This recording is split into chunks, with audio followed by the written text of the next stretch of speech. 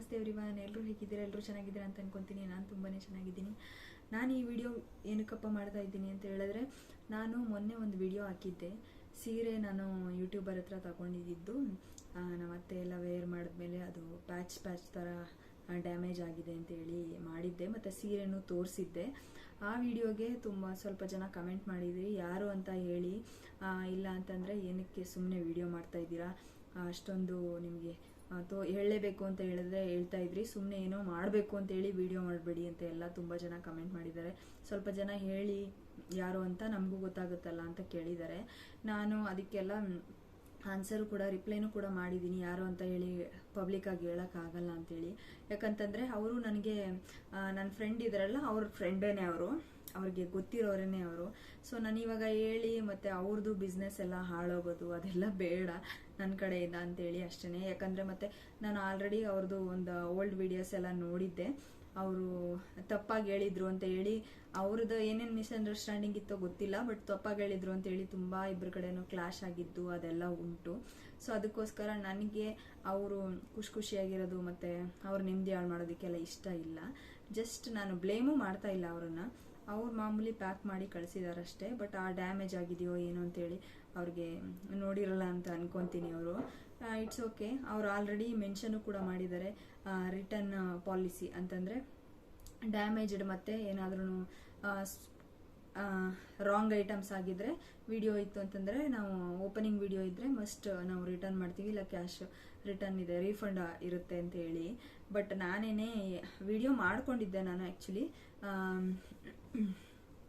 ಏನು ಓಪನಿಂಗ್ ವಿಡಿಯೋನ. ಬಟ್ ಆದ್ರೂ ಏನಕ್ಕೆ ಇದನ್ನೆಲ್ಲ ಸಿಂಪಲ್ ವಿಷಯನೆಲ್ಲ ದೊಡ್ಡದು ಮಾಡೋದು ಬೇಡ ಅಂತೇಳಿ ಸುಮ್ಮನೆ ಆಗಿದ್ದೆ ನಾನು. ಬಟ್ ನಮ್ಮ ಅತ್ತೆ ಅದು ರೀಸೆಂಟಾಗೇನೆ ಅವ್ರು ಹೇಳಿದ್ದು ನನಗೆ, ಈ ಥರ ಆಗ್ತಿದೆ ಸೌಮ್ಯ ಅಂತೇಳಿ. ಸೊ ಅದಕ್ಕೋಸ್ಕರ ಅಟ್ಲೀಸ್ಟ್ ಅವೇರ್ನೆಸ್ ಇರಲಿ ಅಂತ ಹೇಳಿ ಮಾಡ್ತಾ ಇದ್ದೀನಿ ಅಷ್ಟೇ ಈ ವಿಡಿಯೋನ. ಅದು ಬಿಟ್ಟು ಅವರನ್ನು ಬ್ಲೇಮ್ ಮಾಡಬೇಕು, ಅವ್ರ ಬಿಸ್ನೆಸ್ನ ಹಾಳು ಮಾಡಬೇಕು ಆ ಥರ ಮೈಂಡ್ಸೆಟ್ ನನಗಂತೂ ಏನೂ ಇಲ್ಲ. ಮೆನ್ಷನ್ ಮಾಡೋಣ ಅಂತ ಹೇಳಿದ್ರೆ ಮತ್ತು ಅವರ ಹೆಸರು ಸ್ಪಾಯ್ಲ್ ಆಗೋದು ಬೇಡ ಅಂತೇಳಿ ಅಷ್ಟೇ. ಯಾಕಂತಂದರೆ ಆಲ್ರೆಡಿ ನಾನು ಕ್ಲೂ ಕೊಟ್ಟಿದ್ದೀನಿ ಯಾರು ಅಂತೇಳಿ ಎಲ್ಲರಿಗೂ ಗೊತ್ತಾಗಿರುತ್ತೆ. ನಾನು ಓಪನ್ ಆಗಿ ಆ ಥರ ಹೇಳೋಕ್ಕೂ ಆಗಲ್ಲ ಅವ್ರ ಹೆಸರನ್ನೆಲ್ಲನೂ. ಯಾಕಂದರೆ ನಾನು ಆಲ್ರೆಡಿ ಹೇಳಿದೆ, ನನ್ನ ಫ್ರೆಂಡ್ ಇದ್ದಾರಲ್ಲ ಅವ್ರ ಫ್ರೆಂಡೇನೆ ಅವರು, ಮೈಸೂರವರು. ಸೊ ನನಗೆ ಮತ್ತೆ ಮೆನ್ಷನ್ ಮಾಡಿ ಅವ್ರು ನನ್ನ ಬಗ್ಗೆ ಕೆಟ್ಟದಾಗಿ ತಿಳ್ಕೊಳ್ಳೋದು, ಮತ್ತು ನನ್ನ ಫ್ರೆಂಡ್ ಏನಾದ್ರೂ ಕೇಳಿದ್ರೆ ಮತ್ತು ಬೈ ಡಿಫಾಲ್ಟ್ ಆಗೂ ಏನು ಇದಾಗಬಾರ್ದು ಅಂತ ಹೇಳಿ ನಾನು ಮೆನ್ಷನ್ ಮಾಡ್ತಾ ಇಲ್ಲ ಅಷ್ಟೇ ಹೆಸರನ್ನ. ಅದು ಬಿಟ್ಟು ಇನ್ನೇನು ಉದ್ದೇಶ ಇಲ್ಲ. ಮೇ ಬಿ ನನಗೆ ಗೊತ್ತು, ಈ ವಿಡಿಯೋ ಹಾಕಿದ್ಮೇಲೂ ತುಂಬ ಜನ ಹೇಳ್ತಾರೆ, ನೀವು ಅವ್ರಿಗೆ ಬಕೆಟು ಇಲ್ಲ ಏನಾದರೂ ಇರಬೇಕು ಅದಕ್ಕೋಸ್ಕರ ಅಂಥೇಳಿ. ಆಲ್ರೆಡಿ ನಾನು ಸ್ಟಾರ್ಟಿಂಗಲ್ಲಿ ಸೀರೆ ತಗೊಂಡಾಗ ವಿಡಿಯೋ ಮಾಡಿ ಹಾಕಿದ್ದಕ್ಕೇ ತುಂಬ ಜನ ತುಂಬ ಕಮೆಂಟ್ ಮಾಡಿದರು, ನೀವು ಬಕೆಟ್ ಅನಿಸುತ್ತೆ ಅವಳಿಗೆ ಅದಕ್ಕೆ ಹಂಗೆ ಹಿಂಗೆ ಅಂತ ಅಂದ್ಕೊಂಡು. ಆ ಥರ ಏನೂ ಇಲ್ಲ.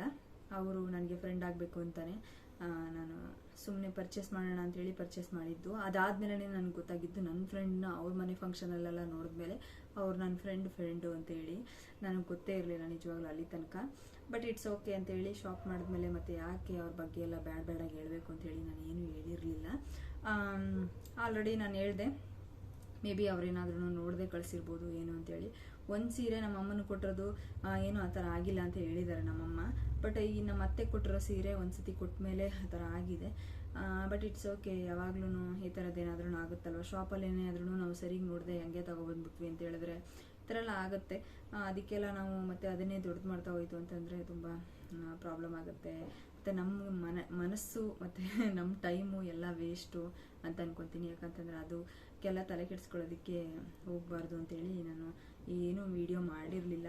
ಬಟ್ ಇವಾಗ ಅದು ನಮ್ಮ ಅತ್ತೆ ಎಲ್ಲ ಹೇಳಿದ್ಮೇಲೆ ಸ್ವಲ್ಪ ಬೇಜಾರಾಯಿತು.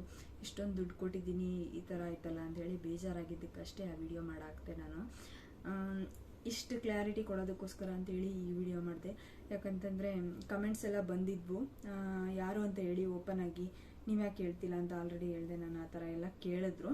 ಬಟ್ ನಾನು ಓಪನ್ ಆಗಿ ಆ ಥರ ಹೆಸರೆಲ್ಲ ಮೆನ್ಷನ್ ಮಾಡೋಕ್ಕಾಗಲ್ಲ. ನಾನು ಕ್ಲೂ ಎಲ್ಲ ಕೊಟ್ಟಿದ್ದೀನಿ, ಆಲ್ಮೋಸ್ಟ್ ನಿಮಗೆಲ್ಲ ಅರ್ಥ ಆಗಿರುತ್ತೆ ಅಂತ ಅನ್ಕೊತೀನಿ.